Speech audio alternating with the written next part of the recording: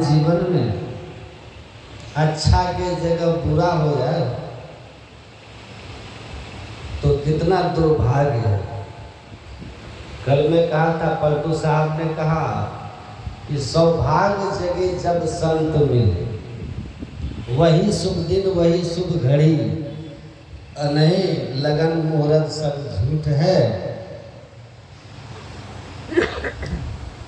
सबे बिगाड़े काम, पलटू शुभ दिन शुभ घड़ी, याद पड़े जरूर नाम।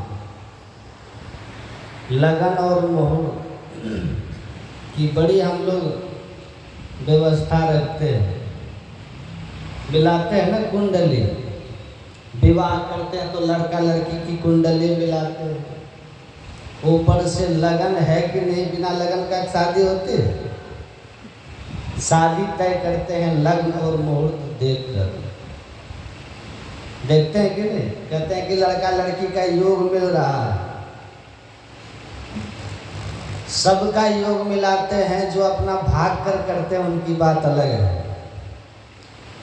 अब बाकी परिवार सबका लगन देखता है, मुहूर्त देखता है, योग मिलाता है, तब विवाह करता है। उसके बाद भी खटपट जारी रहता है कि नहीं। बात मत कीजिएगा, ध्यान से सुनिएगा।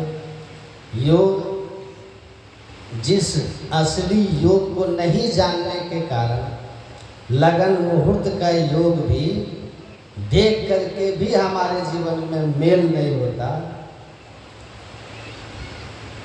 इस योग को अगर आप जीवन में धारण कर लें तो सहज ही मेल और प्रेम हो जाएगा।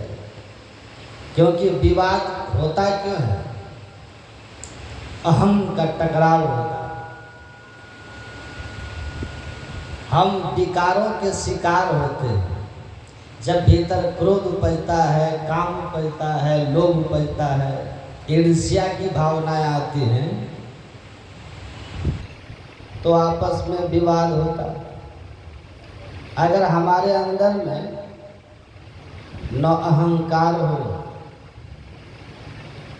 न किसी तरह का क्रोध भाव हो, न लोभ हो, मोह हो, ईर्ष्या हो, द्वेष हो, तो मेल होगा कि नहीं होगा? मोह होगा तो मेल टूटेगा। भाई भाई में देखिए, ये योग केवल मोक्ष ही नहीं देता, जीवन में भी आपको सुखमय जीवन देता है। जीवत ही करो आशा, जीते जी मुक्ति, जीते जी दुखों से छुट्टी, जीते जी स्वर्ग की अनुभूति, जीते जी परमानंद की अनुभूति। स्वामी रामतीर्थ कहते थे कि जब तक तुम अंधकार में हो, किसी से तुम्हारा स्थायी मेल नहीं हो। स्वामी रामतीर्थ की पुस्तक में है, आंख बंद करने पर जो अंधकार देखते हो, इस अंधकार में रहते हुए अस्थाई मेल आपका किसी से नहीं होगा। आकाशीय बिजली जैसे चमक करके समाप्त हो जाती है, दामनी दमक रहे घन माही, वैसे ही ये संसार में किसी से भी तुम्हारा मेल हो, वो टिकेगा नहीं, वो स्थिर नहीं होगा, प्रेम स्थिर नहीं होगा, भाईचारा भी स्थिर नहीं होगा। अगर मेल चाहते हो तो वो कहते थे कि अंधकार के पार जाओ, मतलब विकार मुक्त हो जाओ।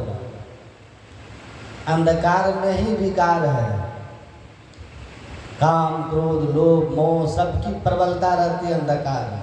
और जिनके हृदय ऐसे विकारों से भरा है, वो स्वार्थ में, ईर्ष्या में, नाना प्रकार के विकारों के कारण कहीं स्थिर प्रेम नहीं कर सकता, निस्वार्थ नहीं हो सकता।